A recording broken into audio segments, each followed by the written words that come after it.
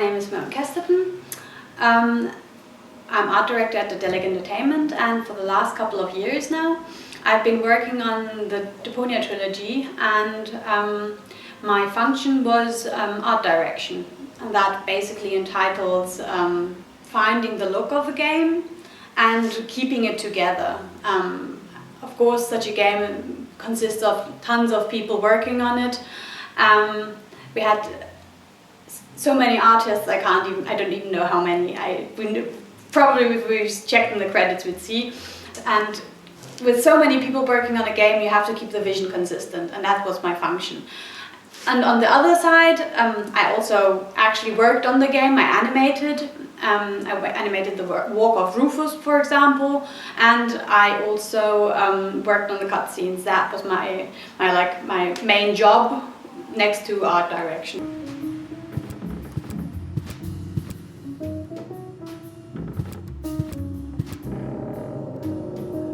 Right at the beginning, nothing existed from the game. We just had an idea. We had the idea in the head of our creative director, Jan Michaelis, also known as Poki, and with him, we had to find the world. And my job was the character design. He had done basic sketches of the characters, and I took those and tried to find the look, because he just did very rough things which looked rather wobbly, and we had to find a refined and pretty look which we wanted to represent. So he told me, we talked about the characters, he told me a lot of stuff, and so I tried to find my vision, and we had, going back and forth, we kind of found how Rufus would look in the refined thing. And what I really like about how we found the characters, because Rufus was basically a cooperation. I showed Poki my sketches. He wanted him to be really steampunky, and but he was too steampunky, and we took an old version of Rufus which he drew. His old character had this vest which usually our trash people who take away the trash wear, and we kind of put that into the steampunky Rufus, and he got a really own feeling after that. And also Rufus's face was a bit different, and Poki just came and said, okay, this nose, and he just drew the nose into my character, and we had the final thing. It was really fun to see. This is Rufus in the first version of Poki. This is what I had to go on. It was basically just a vision of the character, kind of like this grumpy guy. But Poki's thoughts on it was that he was supposed to be kind of steampunk. And here we came fairly near to what Rufus was going to be, but he was a bit too large, too big, too human proportioned. So we wanted to have him cartoonier, and he had too much stuff on him. But this was kind of the face. We wanted to have the hat, and I refined the face. And Poki just came and said, "Okay, but change the nose." You can actually see the old nose, which is still, which I rubbed out, and he drew in the black nose. That's what Rufus ended up looking like. Here are some versions of his colors. Yes, this was our colors at the beginning. This was too military, like warlike. And here we had a version where he looked even more than like Guybrush Threepwood than he already does. We kind of noticed there at this point, so we changed a bit more radically with the colors. And here, yes, and then finally we added the vest. The vests, which the original character also had, and this gave him a bit more unique style. That he wasn't just the steampunk character; he was really weird. And also with Goal, with her, the main character, I sort of did scribbles, and she was a little bit more girly, and he was saying, "No, okay, I just kind of have this jumpsuit thing going." And then I changed it to that, and at the beginning she had green hair, and he said, "No, okay, let's take the color of the vest of Rufus and give it to the hair." And so we sort of suddenly had this vivid red head, which was still very etherical. She was always supposed to be like so. Something which was out of reach, something a bit like a little bit godly, but also you kind of know because she has in the first part she's really no, basically she's always sleeping. She had this she was this pure character, but with the red hair you kind of knew there was fire in this, and when she would wake up, bam, then Rufus did get it from her. So this is all stuff which goes into the character design. What? Well, who was that? Me. It was me.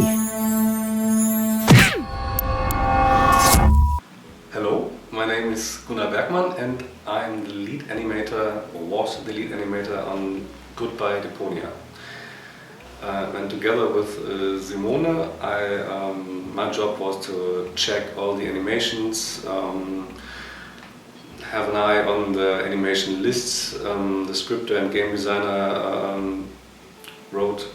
My job was having the overview over these lists and over the end products and animations for the game. Rufus seems like a brutal thug to me.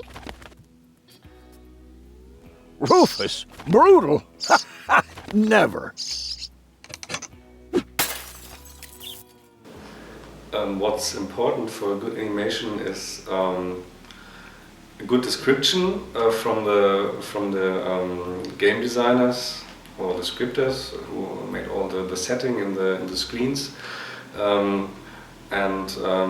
so we have the context to solve the problem with the animation, to get it right in the screen, let the figures do the right things, or let BG animations, so non-figure animations, do the right things in the screens.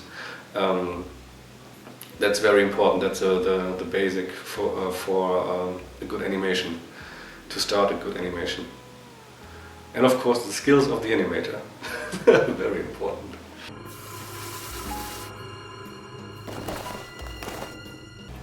So the difficulty between, or the difference between animations in film or TV or in games is, and that's what's often criticized, is that there is obvious less animation than in a film or in a TV series maybe. This is all about the time you have for a game. It's about the data space you have in a game. They have 24 pictures per second. We do around about 12 then. So that's why often animations are not so fluidly, or can't be so fluidly when it's hand-drawn stuff. We hold the flag for old school 2D animation, and in this case we have to make some cuts for this term. So it's if we do big animations, non-PC or non-console could play it because it's too much data space. We do it all in Photoshop or 2D stuff, and when animators come to a project with a background in movie animation or TV animation, first time they are shocked, what, you do it with Photoshop? And we say, yeah, but it's we don't have this big 100 frames animations. So we have this with the last versions of Photoshop. You have all the animation stuff, all the animation windows and tools you need in the program, and the basics are the same like in other professional movie animation programs. So we can do it as well. And we do it frame by frame, so it's possible to do this with Photoshop. And if a figure do a basic move like take something or do an idle, so in this case we do between 8 and 12 frames, and we draw it frame by frame, and we can let's play it in Photoshop and check it like the old times, flipping the pages and correct them. And Then in the classical Photoshop layer style, we can color it and make the clean outlines, and in the end we merge it all together and render it out for the scripters, and they put it into the game. So that's basically how we did it. The backgrounds in Deponia, they were done. We have our background artist was Michael Benrath. He did the backgrounds for the first part and the second part and a large part of the third part, but he at the end, he never could do all the backgrounds because that would have been just too much effort. So we had to find other people to do the backgrounds, and they had to imitate his style. So this is the background style we were trying to achieve with other people as well working on it. This, for instance, the next example is by Irina Zinner, but we'll start off with Poki's scribble. This is what we get when we start off a background. Poki thinks about the game, and he already draws the backgrounds as he needs them for the game to work. And this is what we get, and then the background artist has to correct the perspective and find the right style for it. From the sketch we then get the line art, which is just a lot of work. But you can still see it's fairly similar to what it started off being, just a bit more and more detail. And then we add color, and this is the final background.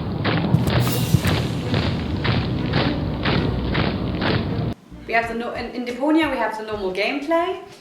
There we have all animations and everything, but then sometimes to tell more of the story we need cutscenes, and these had to be worked on. We had to work on from a different angle than the in-game stuff, because basically if we would have done it like the in-games, we would have had to do Disney-like animation basically, because we would have just had complete animation scenes, which would have been far more than we could have done. So we sort of found a method which allowed us to tell the story without having to do so much as Disney does.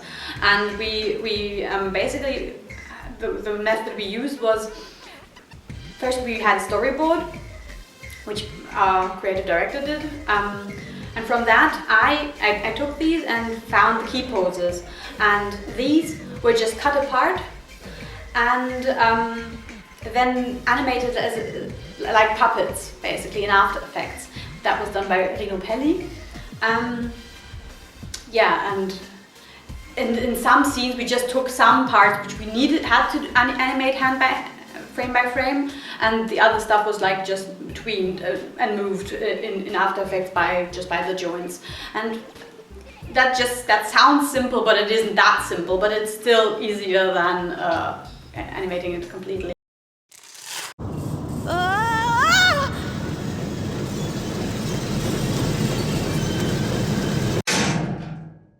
And that's how basically games work. You have a lot of people which need to work on one goal, complete effort, and that's what I like about games, because you sort of, nobody can really say, oh yes, I did this completely. No, it's always so many people which at the end create something very special, and nobody would have been able to do it alone.